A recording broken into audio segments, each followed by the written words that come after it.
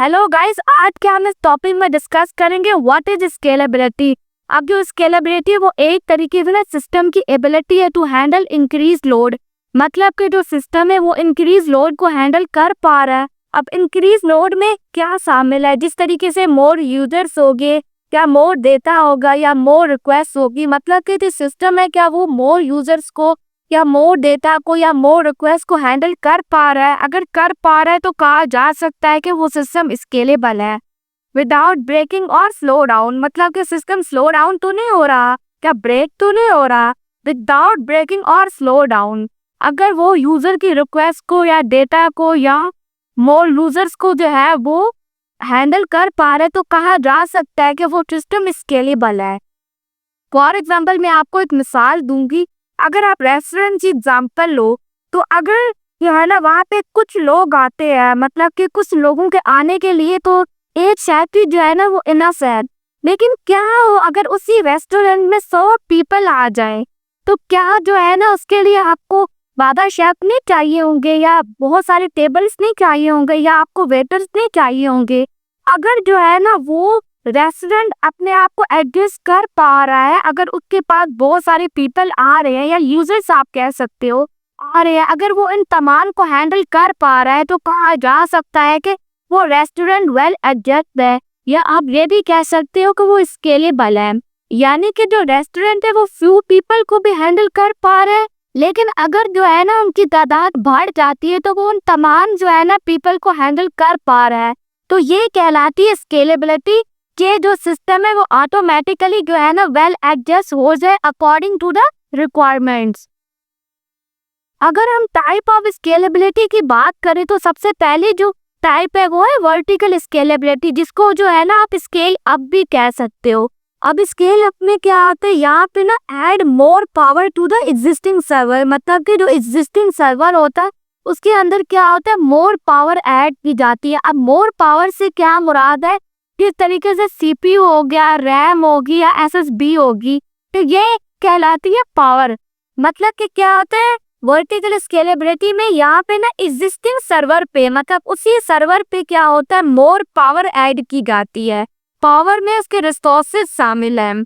अगर मैं आपसे जो है ना इसकी एग्जांपल की बात करूं कि आपने अपना लैपटॉप अपग्रेड किया है to a high performance one, लेकिन आपने लैपटॉप के तो नहीं किया ना, मतलब आपने इसकी रैम को चेंज करवाया होगा या एसएसडी जो होगी वो इंक्रीज करवाई होगी, लेकिन हमने लैपटॉप किया वो तो नहीं चेंज किया ना। अब एग्जिस्टिंग लैपटॉप के अंदर मोर रिसोर्सेज ऐड कर रहे हो तो ये कहलाती है वर्टिकल स्केलेबिलिटी। अब जो वर्टिकल स्केलेबिलिटी होती है वो ना बहुत ज़्यादा सिंपल होती है, लेकिन क्या होता है वर्टिकल स्केलेबिलिटी की लिमिट होती है। मतलब कि क्या होता है इसको आप एक हद तक जो है ना वो अपग्रेड कर सकते हो। अगर हम हॉरिजॉन्टल स्केलेबिलिटी की बात करें जिसको आप स्केल आउट भी कह सकते हो, तो क्या होता है यहाँ पे ना आप मोर सर्वर्स ऐड करते हो ताकि जो है ना वो लोड को शेयर कर सके। मतलब कि क्या होता है हॉरिजॉन्टल स्केलेबिलिटी के अंदर में मोर सर्वर्स ऐड किए जाते हैं। अब अगर इसकी मिसाल की बात की जाए तो यहाँ पे क्या होता है instead of one super computer use 10 regular ones. मतलब कि एक सिंपल कंप्यूटर को यूज करने के बजाय आपने क्या किया, आपने 10 रेगुलर वंस का ना इस्तेमाल किया। ये होती है हॉरिजॉन्टल स्केलेबिलिटी। अब जो हॉरिजॉन्टल स्केलेबिलिटी होती है ये बहुत फ्लेक्सिबल होती है। आप जो है ना इसके अंदर मैसिव ट्रैफिक को हैंडल कर सकते हो। अब क्या होता है, लेकिन क्या होता है इसकी वजह से क्या होता है ये बहुत ज़्यादा कॉम्प्लेक्स हो जाती है मैनेज करना, क्योंकि यहाँ पे मोर सर्वर्स ऐड हो रही है। मतलब आप खुद देखो ना सर्वर का हेडेक बढ़ रहा है, तो क्या होता है इसको मैनेज करना भी उतना ही जो है ना मुश्किल हो जाता है। तो इसलिए कहा जा रहा है कि ये बहुत ज़्यादा कॉम्प्लेक्स होती है मैनेज करना। अब अगर हम बात करें जो स्केलेबिलिटी होती है वो बहुत ज़्यादा इम्पोर्टेंट क्यों होती है, क्या होता है जो स्केलेबिलिटी होती है ना वो ना ग्रोथ को सपोर्ट कर रही होती है। मतलब ग्रोथ से क्या मुराद है, गोइंग फ्रॉम 100 यूजर टू 10,000। मतलब कि क्या होता है कि मतलब जैसे जैसे यूजर की तादाद बढ़ती जा रही है तो वो सिस्टम जो है ना ऑटोमेटिकली अपग्रेड हो रहा है। मतलब उसके अंदर जो है ना तमाम रिसोर्सेज भी ऐड हो रहे हैं, जिस तरीके से मोर सर्वर्स ऐड हो रहे हैं या मोर पावर ऐड हो रही है अकॉर्डिंग टू द रिक्वायरमेंट। मतलब कि वो 100 यूजर्स को भी हैंडल कर सकता है और अगर किसी वजह से यूजर्स की तादाद बढ़ जाती है तो वो उन तमाम यूजर्स को भी ना हैंडल कर पा रहा है। मैं आपसे एक मिसाल शेयर करना चाहूंगी। सबसे पहले क्या होता है, एक वेबसाइट जो है ना अगर आपने क्रिएट की हुई है तो क्या होता है, अगर जो है ना कभी उसके ऊपर आपने कोई सेल लगा दी या आपने कोई स्पेशल ऑफर लगा दी तो क्या होता है, अगर उस दिन जो होता है ना यूजर की तादाद बढ़ जाती है तो उसका सिस्टम स्केलेबल होना चाहिए कि वो जो है ना बढ़ती हुई यूजर की तादाद को हैंडल कर पाए। मतलब कि आम रूटीन में तो इतने यूजर्स नहीं आते, लेकिन क्या होता है कोई ब्लैक डे की ऑफर आ गई या कोई आपने जो है ना स्पेशल ऑफर जो है ना निकाल ली तो क्या होता है यूजर्स की तादाद बढ़ जाती है। तो आपका सिस्टम इतना स्केलेबल होना चाहिए कि वो कम यूजर को भी हैंडल कर सके और जो है ना अकॉर्डिंग टू द पर रिक्वायरमेंट्स बहुत सारे और यूजर्स को भी हैंडल कर सके। अब जो इसका सेकंड पॉइंट है वो है कॉस्ट एफिशिएंट। मतलब कि क्या होता है, यहाँ पे ना आपको रिसोर्सेज का ना उतना ही पे करना पड़ता है जिसमें आप रिसोर्सेज यूज करते हो या एड पर ग्रो, मतलब कि जितने रिसोर्सेज आपके ग्रो होते जाते हैं, मतलब कितने ऐड होते जाते हैं उसी हिसाब से ना आपको पे करना पड़ता है।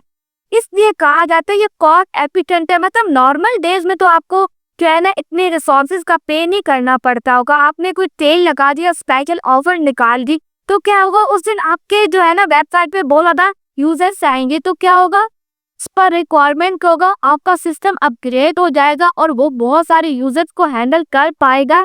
लेकिन आपसे उतना ही चार्ज किया जाएगा जितने आपने रिसोर्सेज यूज किए हैं। इसलिए यहाँ में कहा जा रहा है ये बहुत ज्यादा कॉस्ट एफिशिएंट है। अगर हम थर्ड पॉइंट की बात करें तो क्या होता है, इसके ना आपकी वेबसाइट होगी या एप्लीकेशन होगी उसकी परफॉर्मेंस इंप्रूव हो जाती है या जो है ना वो अवेलेबिलिटी उसकी बढ़ जाती है। मतलब आप खुद देखो ना आपका सिस्टम डाउन टाइम ले ही नहीं रहा तो उसकी अवेलेबिलिटी बढ़ जाएगी ना, या स्लो डाउन नहीं हो रहा, या सिस्टम जो है ना आराम से लोड हो रहा है तो उसकी अवेलेबिलिटी बढ़ जाएगी। यूजर की सिस्टम को या वेबसाइट को अच्छे से एक्सेस कर पाएगा, हर वक्त कर पाएगा 24/7। तो ये जो होता है ना स्केलेबिलिटी वो ना इम्प्रूव करती है परफॉर्मेंस को भी और ना अवेलेबिलिटी को भी जो होती है ना इंक्रीज करती है वेबसाइट की या एप्लीकेशन की। रियल लाइफ एग्जांपल क्या है स्केलेबिलिटी की, तो अगर हम सिनेरियो की बात करें तो क्या होता है, जो विदाउट स्केलेबिलिटी होती है ना वो वेबसाइट, अगर वो ना 1000 यूजर को जो है ना वो हैंडल कर रही है तो क्या होगा, अगर आपने सिस्टम स्केलेबल नहीं बनाया तो वो एप्लीकेशन जो होगी ना वो क्रैक कर जाएगी। लेकिन क्या होगा, अगर आपने उसके अंदर ना स्केलेबिलिटी का इस्तेमाल किया है तो वो सिस्टम जो होगा ना वो ऑटो एडजस्ट हो जाएगा या वो फाइन रन करेगा। मतलब आसानी के साथ जो होगा ना यूजर एक्सेस उसको कर पाएगा या वो ना हर वक्त अवेलेबल होगा सिस्टम, वो ऑटो जो होगा एडजस्ट हो जाएगा अकॉर्डिंग टू द रिक्वायरमेंट। लेकिन अगर आपने स्केलेबिलिटी नहीं की तो आपकी एप्लीकेशन क्रैक हो जाएगी। अगर जो है ना आप इसके ऊपर लोड बढ़ाते हो, लोड बढ़ाने का मतलब क्या, यूजर की तादाद जो होती है ना अगर बढ़ जाती है तो इसके क्या होता है वो सिस्टम क्रैश कर जाएगा।